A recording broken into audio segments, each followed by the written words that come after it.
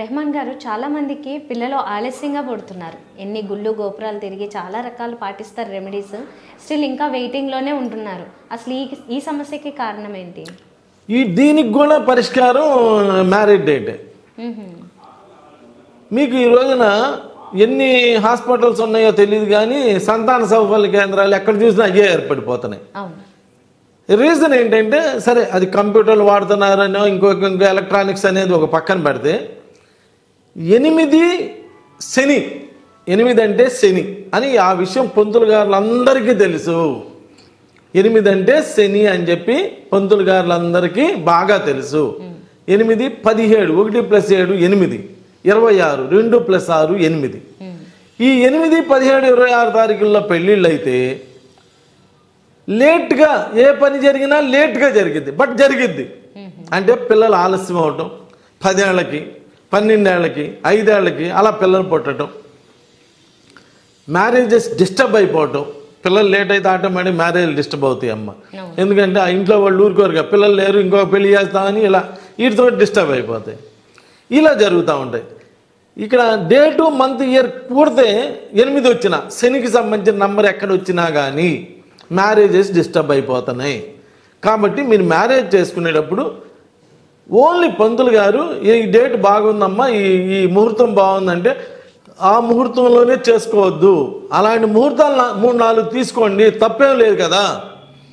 తీసుకొని ఆస్ట్రోన్యూమరాలజిస్ట్ చేత ఈ 4గిట్లో ఏది బెస్ట్ అని చెప్పి తీసుకుంటే ఆయన ఆలోచించి నెగిటివ్ నంబర్స్ లేకుండా చూసి ఆ 8, 17, 26 కానీ టోటల్గా 8, 17, 26 లేని డేట్లు చూసి ఇస్తాడు.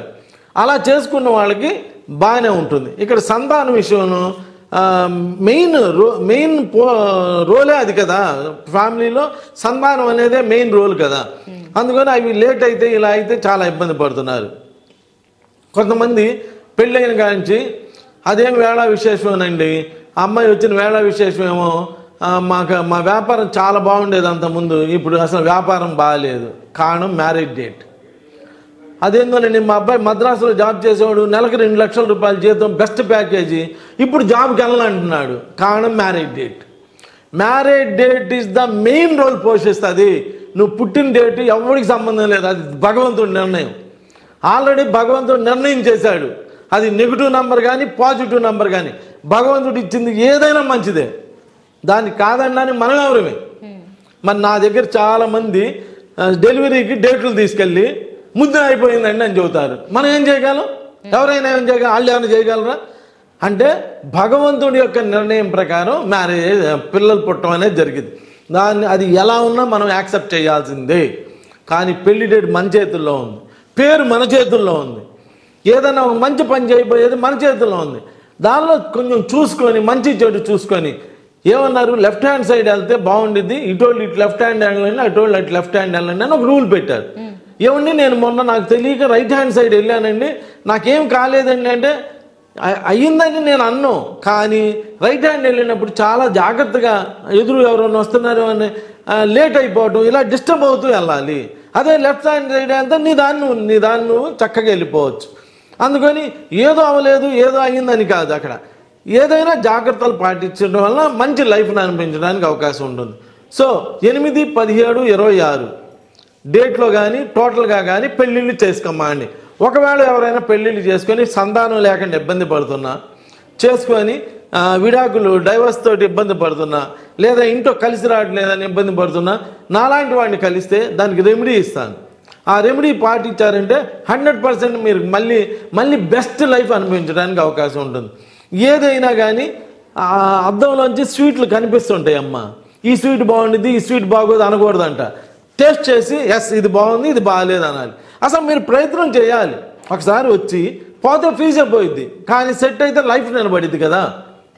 పోతే ఫీజు పోయిద్ది, సరే ఏం అవ్వలేదు అనుకుందాం, అయినా ఇప్పుడు ఉన్న లైఫే ఉండిద్దిగా, ఇంకా పోయేదేం లేగా.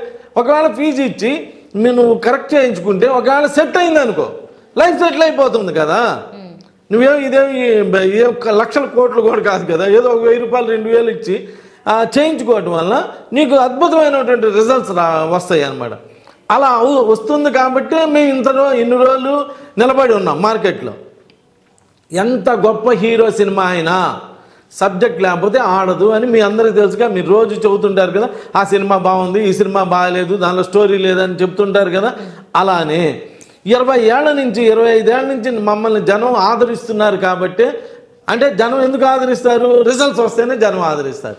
అలా జనం ఆదరిస్తున్నారు కాబట్టి మేము ఇక్కడ కూర్చొని ఇలా చెప్పగలుగుతున్నాం. సో ఒక రెమెడీ చేసి చూడండి, పోయిందేమున్నది, పోతే పీజే పోయేది, కానీ మీకు లైఫ్లో బాగుంటాయి కాబట్టి ఒక ప్రయత్నం చేసి చూడండి. Thank you.